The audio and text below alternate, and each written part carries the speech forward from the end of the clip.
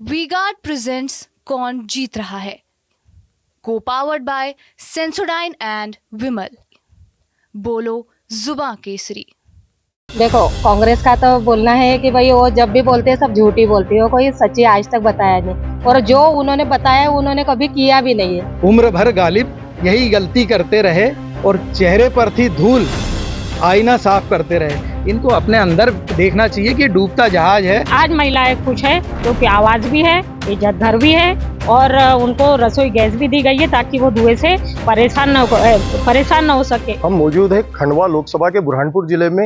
यहाँ पर कांग्रेस और भाजपा में सीधा मुकाबला दिख रहा है। जहाँ कांग्रेस से नरेंद्र पटेल चुनाव मैदान में है, तो वही भाजपा से ज्ञानेश्वर पाटिल। हमारे साथ कुछ लोग मौजूद है, इनसे हम जानते हैं कि क्या चुनाव के मुद्दे हैं इस बार रहने वाले हैं। जी भैया बताइए, क्या कैसा लग रहा है आपको चुनाव में, क्या मुद्दे हैं? देखिए, हमारा तो मुद्दा सिर्फ विकास विकास और विकास है।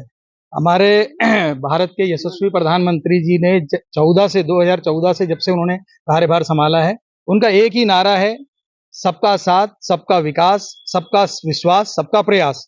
और इसी में सब कुछ निहित है। हम सभी का विकास साथ में हो, कोई हमारे में कोई तुष्टिकरण नहीं, कोई भेदभाव नहीं, कोई अमीर गरीब नहीं, सबको साथ लेंगे, सबका विकास साथ में करेंगे। कोई आगे विकास करे, कोई पीछे नहीं, सबको हम साथ में विकास लेंगे और सबका विश्वास लेके चलेंगे। तो ये हमारी रणनीति है, और उसी के तहत जितनी योजनाएं मोदी सरकार ने इस समय भारत में देश में चल रही हैं, सब में आपको यही 4 मूलभूत हमारे सिद्धांत मिलेंगे। कांग्रेस का भी घोषणा पत्र आया है जिसमें युवाओं के लिए रोजगार की बात कही गई है, महिलाओं के लिए 1 लाख रुपए सालाना देने की बात। किसी शायर ने कहा है कि उम्र भर गालिब यही गलती करते रहे, उम्र भर गालिब यही गलती करते रहे और चेहरे पर थी धूल, आईना साफ करते रहे। इनको अपने अंदर देखना चाहिए कि डूबता जहाज है, ये कब डूब जाएगा पता नहीं। आप देख रहे हैं, रोज खबरें आ रही हैं, भाग भाग के कांग्रेसी भाग भाग के उस जहाज से उतर रहे हैं। तो इनका डूबता जहाज है। इन्होंने किया क्या है, आप देखिए, पूरी जनता से इनका मोह भंग क्यों हुआ है। वो उन्होंने राम की अस्तित्व को अस्वीकार कर दिया। हमारे देश में सर्जिकल स्ट्राइक, एयर स्ट्राइक हुई, उसके सबूत मांगने लगे। हमारे सेना अध्यक्ष को इन्होंने गली का गुंडा कहा। धारा 370 हटती है तो इसका ये विरोध करते हैं। और महिलाओं के लिए अगर क्या नाम है 3 तलाक का कानून आता है, ये विरोध करते हैं। इनको प्रेम है सिर्फ भ्रष्टाचार से, तुष्टीकरण से और परिवारवाद से, और उसी की परिणति है कि आज गर्त में बिल्कुल नीचे जाती जा रही है कांग्रेस। और उसके वो जो जहाज है ना, वो जहाज चरमरा गया और वो पूरा का पूरा डूब जाएगा। और उससे पहले की हरकतें आप देख रहे हो, सारे कांग्रेसी छोड़ छोड़ के जा रहे हैं। क्या क्या मुद्दे रहने वाले इस बार महिलाओं के? महिलाओं के तो मुद्दे ही नहीं है, पूरे मुद्दे समाप्त भारतीय जनता पार्टी ने कर दिए हैं। महिलाओं के लिए केंद्र सरकार ने भी और मध्य प्रदेश की सरकार ने भी बहुत सारी योजनाएं बनाई है, उन्हें सशक्त किया है। केंद्र की सरकार ने आवास योजना बना करके महिलाओं को सम्मान दिलाया है, इज्जत घर बना के उनको सम्मान दिलाया है, और आवास योजना के अंतर्गत आज उनको पक्की बिल्डिंग में रहने का मौका मिला है सभी को, और धनवान होने का मौका मिला है। और आयुष्मान कार्ड योजना के अंतर्गत 5 लाख तक के सभी को इलाज कराने का मौका मिला है। रसोई गैस दी गई है जिसमें महिलाएं धुएं से परेशान होती थी और आंखें से की बीमारियों से परेशान रहती थी, लेकिन आज महिलाएं खुश है क्योंकि आवाज भी है, इज्जत घर भी है, और उनको रसोई गैस भी दी गई है ताकि वो धुएं से परेशान न हो सके। इसके अलावा बहुत सारी योजनाएं सभी के लिए ये योजनाएं लागू होती है, और हमारे पास मुद्दे यही है। और इसके अलावा मुद्दों की जरूरत क्या है, राम मंदिर अभी बना है, राम मंदिर के लिए कई साल प्रयत्न किया है, कार सेवक कितने लोग मारे गए हैं, उसके बाद हमारा राम मंदिर बना है। तो मुद्दे तो यही खत्म हो जाते, जब राम मंदिर बन गया मुद्दे खत्म, जब राम आ गए तो कोई परेशानी की जरूरत ही नहीं है और भारतीय जनता पार्टी जीतेगी। क्या क्या मुद्दे हैं महिलाओं के? महिलाओं के लिए दीदी ने बहुत अच्छे से बताया, और सबसे बड़े डिटेल अपने मनोज अग्रवाल भाई साहब ने बताया। कांग्रेस जहां एक और कह रही है युवाओं को रोजगार देगी और महिलाओं को सालाना 1 लाख रुपए, भाजपा अभी दे रही है, लेकिन भाजपा दे रही है 1250 रुपए महीना। तो क्या? देखो, कांग्रेस का तो बोलना है कि भाई वो जब भी बोलते हैं सब झूठी बोलती है, वो कोई सच्ची आज तक बताया नहीं, और जो उन्होंने बताया उन्होंने कभी किया भी नहीं है। भाजपा सरकार हमेशा पहले से जो कहती है वो करती है, और आगे भी वही करेगी। चाहे 1250 रुपए दे, तो वो है ना, उनके 1 लाख रुपए से बहुत कुछ ज्यादा है। और उन्होंने महिलाओं के लिए बहुत कुछ किया है। अपने मोदी जी ने भी, अब नारी यहाँ से वहां तक जाने के लिए सोचती नहीं है, इतना अच्छा कार्य किया है उन्होंने। महिलाओं के लिए डरने की कोई बात नहीं है। लड़कियां हैं जो बड़े बड़े शहरों में अच्छे से जॉब कर रही है। और महिलाओं को लाडली बहना योजना, लाडली लक्ष्मी, फिर उज्ज्वला गैस, ऐसे ही बहुत प्रकार की योजनाओं का लाभ मिला है। गरीबों के लिए अनाज मिला है। मतलब उन्होंने इतना अच्छा कार्य किया, उनको तो आना ही है। चार तो सौ पार मोदी तो जी के होना है। साथ जाना चाहिए। हाँ बिल्कुल, मोदी जी के साथ में। आप युवा हो, क्या मुद्दे हैं युवाओं के इस बार चुनाव में? क्या ऐसे कुछ युवाओं कार्य जो हुए नहीं? युवाओं के लिए तो बहुत से कार्य हुए हैं जब से मोदी सरकार आई है। एमएसएमई का गठन हुआ, एमएसएमई के अंदर छोटे छोटे उद्योग बनना शुरू हुए। मोदी जी ने लोन देना शुरू किया, मध्य प्रदेश सरकार में भी लोन देना हुआ। बुरहानपुर में कितने मतलब रोजगार मिले कुछ बताएं? रोजगार, मैं खुद ही एक लाभार्थी हूँ रोजगार का। मैंने खुद मुख्यमंत्री एमएसएमई के अंतर्गत मैंने खुद ने 50 लाख का लोन लिया था। मेरा मिनरल वाटर का प्लांट चल रहा है आज उसके अंदर ही। ऐसा तो है ही नहीं, मतलब चाहे कोई पढ़ रहा हो चाहे नहीं पढ़ रहा हो, आज युवा उद्यमी योजना लाए हैं मोदी जी और हमारे शिवराज जी ने लेकर आए हैं।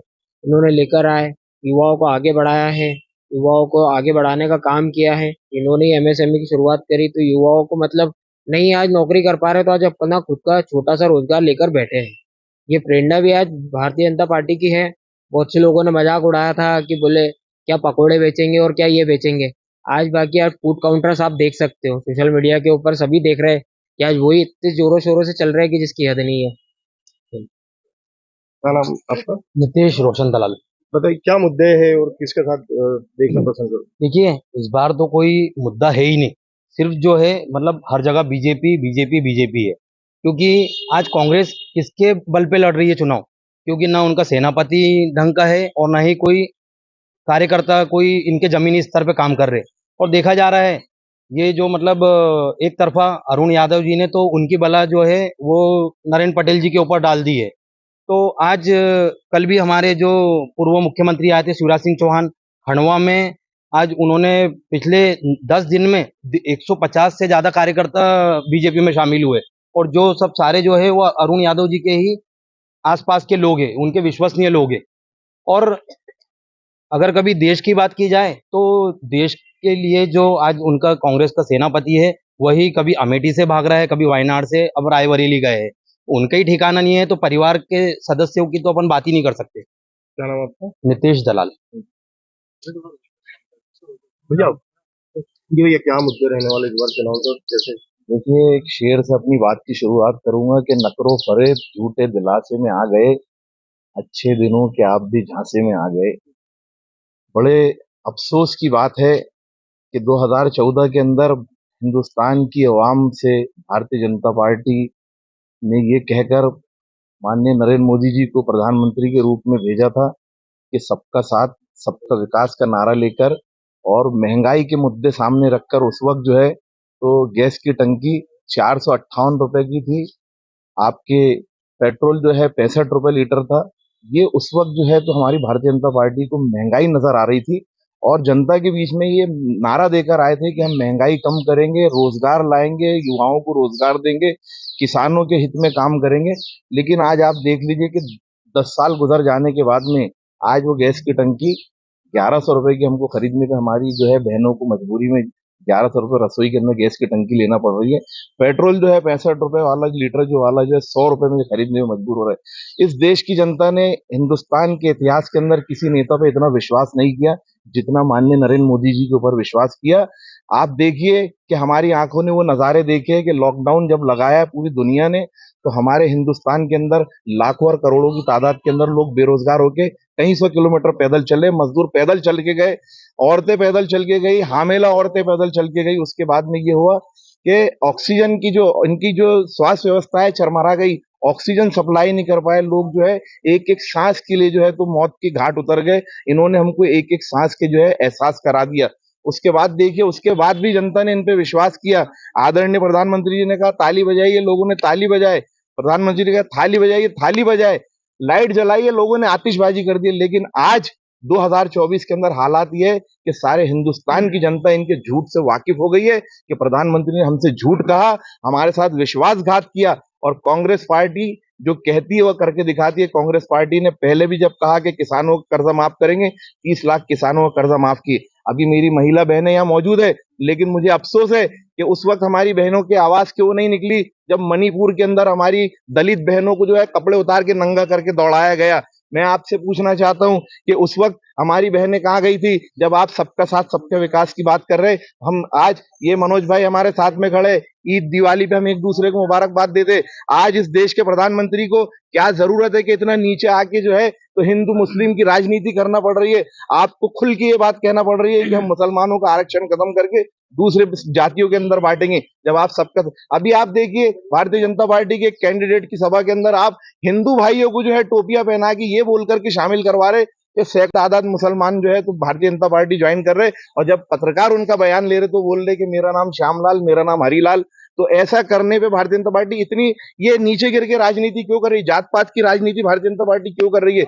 हम तो कांग्रेस पार्टी के लोग, राहुल गांधी जी ने कन्याकुमारी से कश्मीर तक के पैदल चल के पूरे हिंदुस्तान की जनता को, मुसलमानों को नहीं, हिंदू मुस्लिम सिख ईसाई हर समाज को ये दावत दिए, हर समाज को मोहब्बत का पैगाम दिया कि आओ मेरे देशवासियों, इस देश की संस्कृति हिंदुस्तान पूरी दुनिया के अंदर अगर पहचाना जाता है तो हिंदू मुस्लिम एकता के लिए, यहाँ के संस्कृति के लिए, हम संविधान की रक्षा के लिए चुनाव लड़ रहे। आज भारतीय जनता पार्टी संविधान खत्म करने की बात कर रही है, बाबा साहेब अम्बेडकर के संविधान को बदलने की बात कर रही है।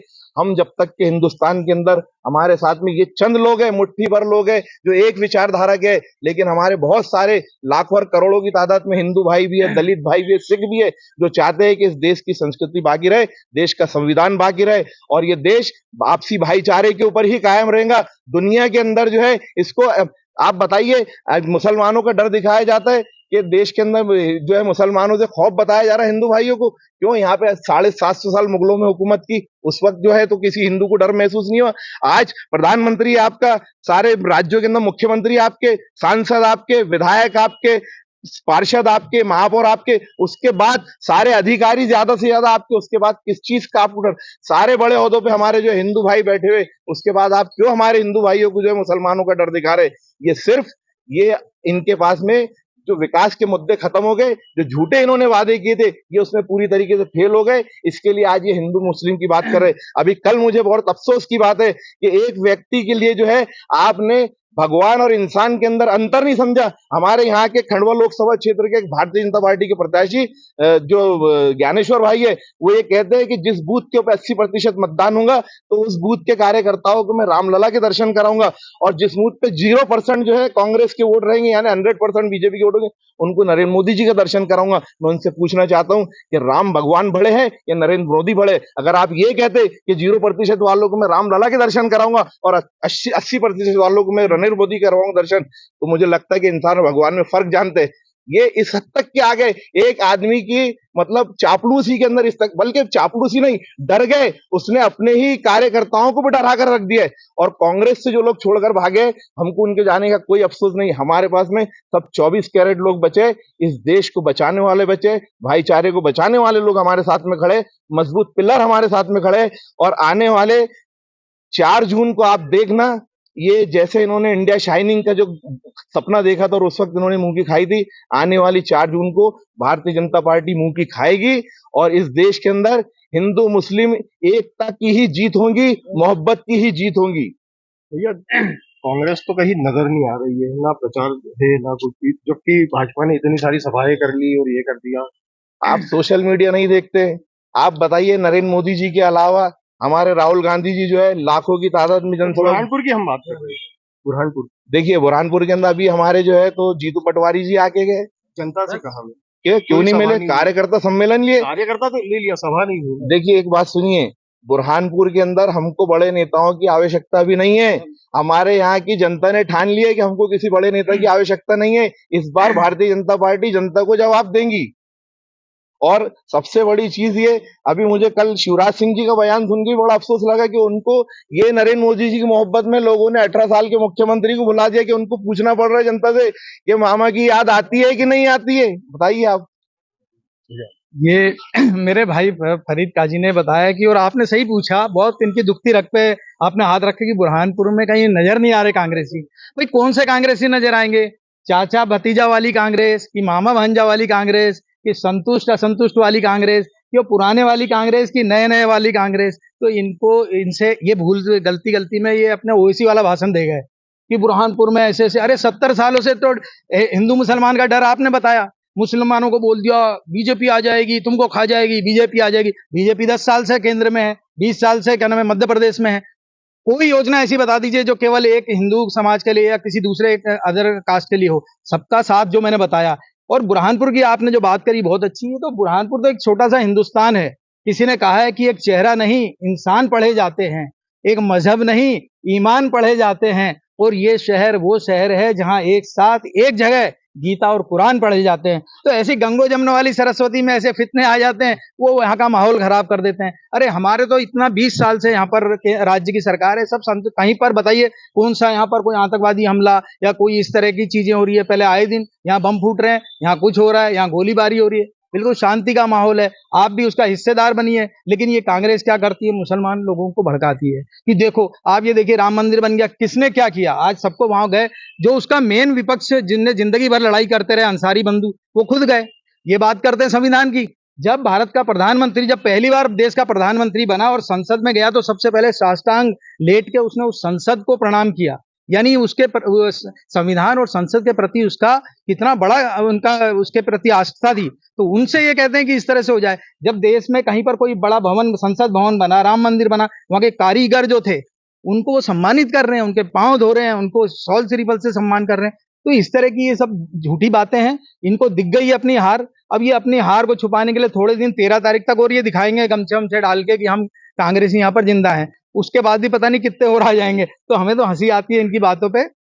बीजेपी अपने काम के बल पे लोग उसे बार बार चुन रहे हैं, बार बार चुन रहे हैं और इसीलिए वो आ भी रही है। उनके इतनी योजनाएं, अगर मैं आपको योजनाएं गिनवाने लग जाऊं तो एक बच्चा पैदा होता है उससे लेकर आखिर तक आप देखिए ना, पूरे 20 देशों के राष्ट्राध्यक्ष राष्ट्रों का सम्मान मिला है मोदी जी को। मोदी जी विदेशी धरती पर उतरते हैं तो मोदी मोदी की आवाज आती है। उन 20 राष्ट्रों में 10 राष्ट्र तो मुस्लिम राष्ट्र हैं और उन्होंने आगे बढ़ के वहां पर राम मंदिर बनाया सऊदी में।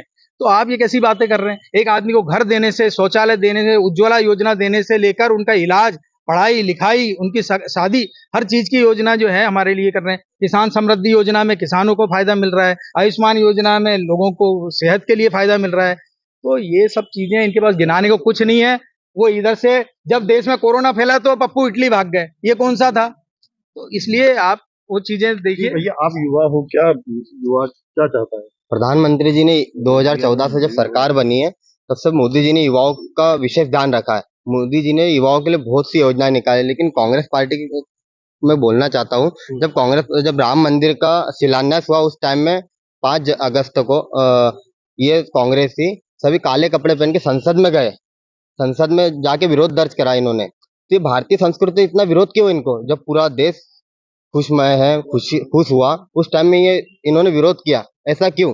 और ईवीएम का ये रोना रोते हैं। ईवीएम लाने वाली कांग्रेस 2009 में, और ईवीएम को बोलते हैं कि हैक होती है। कहाँ से हैक होती है, जब तुम्हारी सरकार सत्ता में, तो तुम बीजेपी को भी सत्ता में नहीं आने देते अगर कभी हैक होती तो। अगर ये कांग्रेस बोलती है कि बीजेपी ने अभी हैक करी है, अभी बोला था इन्होंने कर्नाटक के जो चुनाव है, कर्नाटक में इनकी सरकार बनी, तेलंगाना में, हिमाचल में, तब हैक नहीं हुई। जनता का विश्वास है भारतीय जनता पार्टी पे, और भारतीय जनता पार्टी पूर्ण बहुमत पे चुनाव लड़ने वाली एकमात्र पार्टी है देश में। आज कांग्रेस तो 230 सीटों पे लड़ रही है, कहां से बहुमत में आएगी है। ये तो सिर्फ मोदी जी को रोकना चाहती है कांग्रेस। कांग्रेस का कोई मैनिफेस्टो नहीं है, कुछ नहीं है, बस जनता को गुमराह कर रही है कि ये भटके राह से। मोदी जी ने ऐसा काम बताया जो देश के खिलाफ किया, सभी देश हित में काम किए। मोदी जी पूरे विश्व का नेता मानते हैं, विश्व के सबसे पावरफुल लीडर है मोदी जी। और ये कांग्रेस, राहुल गांधी भारत न्याय जोड़े यात्रा है, क्या 50 साल में कांग्रेस ने अन्याय करा जब न्याय यात्रा अभी निकालना पड़ रही है उनको। क्या 50 साल में न्याय यात्रा नहीं निकल सकती थी। ये अभी क्यों याद है इनको। इनको मालूम है कि देश की जनता सिर्फ और सिर्फ मोदी जी और भारतीय जनता पार्टी से प्यार करने लगी है। भारतीय जनता पार्टी ही देश हित में काम कर रही है। कांग्रेस ने ऐसा कौन सा काम किया है कि उनको अभी भारत जोड़े यात्रा निकालो। जहां जहां यात्रा निकली वहां कांग्रेस मुंह के भर गिरी है। इस बार युवा बिल्कुल मोदी जी के साथ है, और भारतीय जनता पार्टी को 400 पार इस बार एनडीए को कराने वाली है। आप देश में माहौल देख रहे हैं। मैं युवराज महाजन। ये क्या पूछते हैं आप? देखिए मुद्दे तो बहुत सारे हैं। जैसा देश में महंगाई चरम पे है और बेरोजगारी चरम पे है। पेट्रोल डीजल गैस के दाम देखो आप, क्या है, आसमान छू रहे हैं। ये चीजें बीजेपी के नेताओं को दिखाई नहीं दे रही है। और हमारी भाभी ने जो अभी बोले कि भाई बहना योजना का लाभ सभी को मिल रहा है, तो मैं इनकी बात का जवाब देते हुए ये बताना चाहूंगा कि अभी भी कई बहनें ऐसी है जिनके फार्म ही नहीं भरे गए अभी तक के। बेचारी नगर निगम के चक्कर काट काट के परेशान, कलेक्टर बुरहानपुर- ऑफिस के नंबर चक्कर काट काट के बुरहानपुर परेशान। लोकल की बात करें तो बुरहानपुर के क्या मुद्दे हैं? बुरहानपुर के भी यही बता रहा हूँ ना मैं, बहुत सारे मुद्दे हैं। बेरोजगारी सबसे बड़ा मुद्दा है, महंगाई सबसे बड़ा मुद्दा है, पावर लूम को लेकर पावर लूम का भी जो है तो कुछ सिस्टम सही है नहीं, इसका भी पूरा सब मैनेजमेंट पूरा बिगड़ा हुआ है। अब परिवर्तन होना चाहिए, तो क्या लगता है आपको इस बार होएगा निश्चित तौर पर परिवर्तन। कांग्रेस की सरकार आएगी, कांग्रेस के साथ जाएंगे? बिल्कुल जाएगी नाम निश्चित आपका? तौर पर। एफाज मीर, पार्षद, राजपुरा। आप क्या सोचते हैं, युवा हो, इस बार किसकी सरकार? इस बार कांग्रेस की सरकार बनेगी और फुल बहुमत से बनेगी। कारण यह है कि हमारे बुरहानपुर शहर को ले लो, शहर के अंदर हर जगह गड्ढे, हर इंसान नाली के अंदर गिर रहा है। शहर की गंदगी साफ नहीं हो रही है। बीजेपी को हम इसके लिए साफ करना चाह रहे हैं इस बार, और शहर की जनता पूरी बीजेपी को साफ करके ही बाकायदा तो कांग्रेस के साथ खड़े रहेगी। क्या बुरहानपुर के क्या लोकल मुद्दे हैं? लोकल- खासकर युवाओं की अगर बात करें तो युवाओं को रोजगार नहीं है, लूम वाले बेचारे परेशान, बेरोजगारी इतनी है कि जिसकी कोई इम्तिहान नहीं। लोगों को यहाँ तक के ब्याज से पैसे लेकर आत्महत्या करना पड़ रही थी, यार शर्म की क्या बात हो सकती। इन्होंने आयुष्मान कार्ड बनाया, उसके अंदर 5 लाख का इलाज देते, लेकिन डॉक्टरों के पास जाओ ना, वो बताते हैं कि हम एक इलाज कर सकते हैं, इसमें 15,000 का इलाज होता है, बाकी इलाज अगर आपको दूसरा करवाना है तो उसके 40,000 रुपये कैश देना पड़ेगी, और उसका ना ही आपको बिल मिलेगा ना ही कोई चीज मिलेगी। ये हमारे बुरहानपुर शहर के ऑलिसवेल हॉस्पिटल, इतना बड़ा हॉस्पिटल है, वहां पर भी यही बात होती है। और 2 दिन पहले एक पेशेंट को लेकर गए, उसकी 3 जगहों से हड्डी फ्रैक्चर थी। जब हमने उनसे बात करना चाहा कि इसका इलाज आयुष्मान पे हो जाएगा, तो उन्होंने कहा कि एक ऑपरेशन इस पे हो सकता है, बाकी अगर आपको ऑपरेशन करवाना हो तो आपको कैश पेमेंट करना पड़ेगा, उसके बाद ऑपरेशन हो, और उसका हम आपको बिल भी नहीं दे सकते। और बेरोजगारी इतनी है शहर में कि आज यहाँ बुरहानपुर छोड़ के लोग इचलकरंजी लूम चलाने के लिए जा रहे हैं। इससे ज्यादा क्या बोल सकते। अब बुरहानपुर में अगर रोजगारी होता तो यहाँ के लोग बाहर क्यों जाते। इससे ज्यादा शर्म की बात यहाँ के विधायक और सांसद के लिए होना चाहिए कि उन्होंने यहाँ पर रोजगार चालू नहीं किया, अभी तक के रोजगार को बढ़ावा नहीं दिया। और जो अरुण यादव जी ने जो मिल चालू करवाए थे उसकी भी बंद करवा दी। अब क्या बचा इनके पास, कोई मुद्दा ही नहीं है। क्या नाम आपका? ये रिसाक अली, खानकाबाद पार्षद। क्या मुद्दे हैं भैया? देखिए, मनोज भाई ने सबसे पहले विकास से बात अपनी चालू करी, और 2014 से इतना विकास हो गया है, इतना विकास हो गया है कि देश की 80 करोड़ जनता को फ्री में राशन बांटना पड़ रहा है। इतना विकास हो गया है। इनको राम के नाम पे वोट मांगना पड़ा। हमारे देश में मर्यादा पुरुषोत्तम श्री राम के नाम पर भीख दी जाती है, वोट नहीं दिया जाता। लोगों को, जनता को बहुत अच्छे से समझ में आ गया है कि बीजेपी देश को किस रुख पर लेके जा रही है। हालत तो ये हो गई है प्रधानमंत्री जी की कि वो बोले अगर कांग्रेस सत्ता में आ गई तो आपका मंगलसूत्र छीन डालेगी, कांग्रेस सत्ता में आ गई तो आपकी भैंसें छीन डालेंगी। तो ये इस तरह की बातें, अनाप शनाप उलूल झुलूल बातें प्रधानमंत्री जी कर रहे हैं। युवा क्या सोच रहा है? देखिए, 80 करोड़ जनता फ्री राशन ले रही है, इससे ये तो साबित हो गया कि हमारे यहाँ की देश की जनता जो है वो कितनी बेरोजगार है। 2-2 रुपए ट्वीट के बीजेपी को देना पड़ रहे हैं और लोग कर रहे हैं। और योजनाएं तो बहुत सारी लाए ना हमारे पीएम साहब ने, पकड़ो तलो योजना लेके आए रोजगार के लिए। और आप बुरहानपुर की बात करेंगे तो बुरहानपुर के अंदर अभी केला फसल किस समर्थन मूल्य पे खरीदी जा रही है, मैं इनसे पूछना चाहूंगा। 400 के अंदर खरीदी जा रही है, 400 पार के नारे दे रहे हैं बराबर। आज की स्थिति में पावरलूम 60% बंद पड़े हुए हैं। उसके लिए ये प्रधानमंत्री जी ने, उनके जो सांसद है यहाँ पर श्री ज्ञानेश्वर पाटिल जी, उन्होंने क्या किया? वो तो खुद फेडरेशन के अध्यक्ष रहे। क्या किया उन्होंने? कुछ नहीं किया। 2.5 साल में क्या आप दिखाइए ना। यहाँ तो पैर दुखने लग गए हैं, रीढ़ की हड्डियां टूट रही हैं लोगों की, इतने गड्ढे हो गए हैं शहर के अंदर। ये बता रही हैं भाभी जी कि इज्जत घर दिए। मैं आपको इज्जत घर की सच्चाई दिखाना चाह रहा हूँ। ये देखिए, ये इज्जत घर की सच्चाई है। योगी जी ने इज्जत घर बनवाए। वहां पे कैसे बनवाए? एक स्नान घर था, उसके ऊपर पेंट करवा दिया, उस पर लिख दिया इज्जत घर। ये ऐसा इज्जत घर प्रधानमंत्री जी ने हमारी देश की बहनों को दिया है। तो इस बार युवा किसके साथ जा रहा है? सवाल ही पैदा नहीं होता। इस बार एंटी इनकम्बेंसी इतनी खतरनाक है बीजेपी के खिलाफ में कि आप वोटिंग परसेंट डाउन देख सकते हैं। जो पॉलिटिक्स जानते हैं उनको ये मालूम होगा कि जब सरकार के खिलाफ में एंटी इनकम्बेंसी बनती है तो सरकार के वोट कम होते हैं। 46%, 56% से ज्यादा कहीं वोटिंग नहीं हो रही है, उससे कम ही वोटिंग हो रही है। तो आप देख लीजिए किसके खिलाफ में। अभी रोड शो हुआ है मोहन यादव जी का, कितने लोग थे? आप तो पत्रकार महोदय, आपको तो बेहतर मालूम होगा। तो एंटी इनकम्बेंसी बनी हुई है, लोगों को सिर्फ निकालना है घरों से। कांग्रेस इसके लिए बिल्कुल मेहनत करी है, ज़मीनी मेहनत करी है, और हमें नहीं लगता कि हमें किसी बड़े नेता को बुलाने की ज़रूरत है। हम खुद सक्षम हैं, हमारा एक कार्यकर्ता इनके 10 नेताओं के बराबर है। क्या युवा क्या सोच रहा है इस बार? युवा क्या सोचेगा इस बार? सिर्फ कांग्रेस। कांग्रेस ही क्यों? कांग्रेस ही क्यों? बुरहानपुर में विकास हुआ कहाँ है? बुरहानपुर में हमारे यहाँ पर गड्ढे कितने हैं आप देख सकते हैं।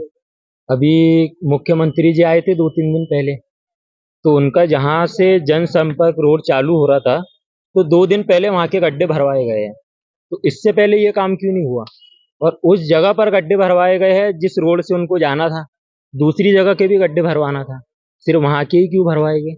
सिर्फ दिखाने के लिए कि हम लोग काम कर रहे हैं। बुरहानपुर में विकास नहीं हो रहा है, और जो ये लोग विकास का नाम ले रहे हैं ना, वो विकास अभी सोया हुआ है। वो विकास जिस दिन जागेगा तो उस विकास को पता चलेगा कि मैं जिस खटिया के ऊपर सोया हुआ था, उस खटिया को भी मोदी जी ने बेच दी है। उसके पास कुछ भी नहीं रहेगा, वो भी मोदी जी के जैसा झूला उठाएगा, वो भी चले जाएगा साथ में, कुछ भी नहीं बचेगा उसके बाद में। क्या नाम आपका? मेरा नाम सोहेल उस्मानी। आप क्या सोचते हैं ये चुनाव? मैं बीजेपी वालों से पूछना चाहता हूँ कि एक उद्योग बता दीजिए, सिर्फ अरुण यादव का 5 साल का कार्यकाल छोड़कर 25 साल से बीजेपी के सांसद है। एक उद्योग बता दीजिए कि बीजेपी ने एक उद्योग लगाया, सिर्फ एक उद्योग। ये इतने हैं, इनसे पूछिए कि कौन सा उद्योग लगा। युवाओं के लिए बात कर रहा हूँ, कौन सा उद्योग लगाया? देखिए, 2014 के बाद से जब से मोदी सरकार बनी है, सबसे पहले मोदी जी ने ये काम किया कि युवा रोजगार ना मांगे, तो उनके दोस्त अंबानी जी को उन्होंने साथ में लिया और उनका सहारा लिया, और युवाओं को 1 GB डेटा फ्री दिया है।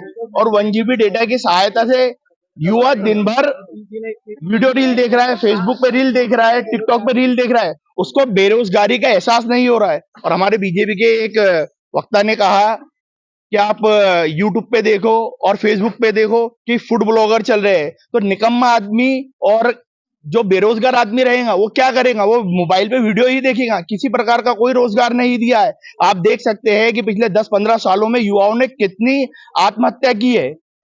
युवाओं का जो आत्महत्या का जो ग्राफ है वो कितना बड़ा है मोदी सरकार में। भारतीय जनता पार्टी सिर्फ हिंदू मुस्लिम मुद्दों पे चुनाव नहीं लड़ती। आप बुरहानपुर में देखिए, बुरहानपुर के जो सीवरेज लाइन है 131 करोड़ की, और नल घर योजना में जो दिया है कलेक्टर ने और हमारी मंत्री जी ने, प्रधानमंत्री मोदी से सर्टिफिकेट तो लेकर आ गए कि हर घर नल योजना, लेकिन ये धरातल पर शून्य है। आप देख सकते हैं कि पिछले हफ्ते डायरिया से कितने लोग मर चुके हैं और अस्पताल में भी उनकी क्या स्थिति थी, इस पर कोई जवाब नहीं देंगे। आप सड़कों की हालत देखिए, सड़कों में 2-2, 3-3 फीट के गड्ढे हो गए। जो सड़कें पहले से बन चुकी थी, जो व्यवस्थित थी, उनको भी खोद कर वापस गड्ढे में डाल दिया है। विकास किया नहीं, जो विकास किया हुआ था, जो कांग्रेस का विकास था, उसको भी उन्होंने गड्ढे में डाल दिया। बीजेपी सिर्फ धर्म के नाम पे वोट मांगना चाह रही है। इस बार कांग्रेस पार्टी ने और हिंदुस्तान की जनता ने उन्हें नकार दिया है। वे 400 पार की बात कर रहे हैं, मैं कह रहा हूं कि वो 150 पार भी इस बार नहीं जाएंगे। हमारे साथ वरिष्ठ पत्रकार अखिल आजाद सर भी है। आइए हम उनसे बात करते हैं कि बुरहानपुर के लोकल मुद्दे क्या है। सर, क्या है बुरहानपुर के लोकल? देखिए, बुरहानपुर के लोकल मुद्दों की अगर हम बात करें, क्योंकि ये चुनाव तो वैसे लोकल मुद्दों का है नहीं, लेकिन अगर आप कहते हैं कि लोकल मुद्दों की बात करें तो यहाँ पर बिजली तो मिल रही है, लेकिन इसके बावजूद यहाँ पर सड़क, रोजगार, ये ऐसे मसले हैं यहाँ पर हर व्यक्ति परेशान है। स्वास्थ्य की अगर हम बात करें तो 32 करोड़ का हॉस्पिटल जरूर है, लेकिन वहाँ पर ना तो स्टाफ है, ना संसाधन है। केवल एक बिल्डिंग खड़ी कर देने से स्वास्थ्य सुविधाएं नहीं मिल जाती। वहाँ पर बार बार ये बात सामने आ रही है कि यहाँ स्टाफ होना, लेकिन चाहे वो कांग्रेस की गवर्नमेंट रही हो तो बीजेपी को कोसती थी, आज बीजेपी की गवर्नमेंट है, लेकिन वो भी हॉस्पिटल के अंदर स्वास्थ्य सुविधाओं को आज तक दुरुस्त नहीं कर पाए। शासन की बहुत सारी योजना है महिलाओं के लिए, लेकिन उनकी क्या दुर्दशा है जमीनी स्तर के ऊपर, ये आप अगर हॉस्पिटल जाकर देखेंगे तो आपको पता चलेगा। कांग्रेस तो प्रचार भी नहीं कर रही है, मार्केट से ही गायब दिख रही है, इसको लेकर देखिए, कांग्रेस प्रचार नहीं कर रही है, मार्केट में नहीं दिख रही है, ये उसकी अपनी अंतर कलह का मैटर है। क्योंकि आप सर्वविदित है, जानते हैं कि कांग्रेस जो है वो गुटबाजी में उलझी हुई है, चाहे वो फिर शहर का मामला हो या शहर से बाहर का देश स्तर का मैटर हो। स्थिरता कांग्रेस में नहीं है, इससे इनकार नहीं किया जा सकता। लेकिन हाँ, और यही एक कारण है कि बीजेपी इतनी आगे बढ़ी है, क्योंकि विपक्ष नाम की कोई चीज है नहीं। जब तक विपक्ष नहीं होगा तब तक सत्ता दुरुस्त नहीं चलेगी, मनमानी के साथ चलेगी। और हाल फिलहाल में यही हो रहा है कि संसद के अंदर हम विरोध करने जैसा भी विपक्ष नहीं है, और यही कारण है कि जो हो रहा चाह रही है बीजेपी वो संसद में पास हो रहा है। तो इसके लिए जरूरी यह है कि विपक्ष एकजुट हो और एकजुट होकर सत्ता का मुकाबला करे, उसकी खामियों को दिखाए, आईना दिखाए और उसके विरोध करे, तभी इसमें सुधार आएगा। तो ये थे बुरहानपुर की जनता जिन्होंने बेबाकी से अपनी राय रखी। समीर महाजन, टीवी 9 भारतवर्ष, बुरहानपुर।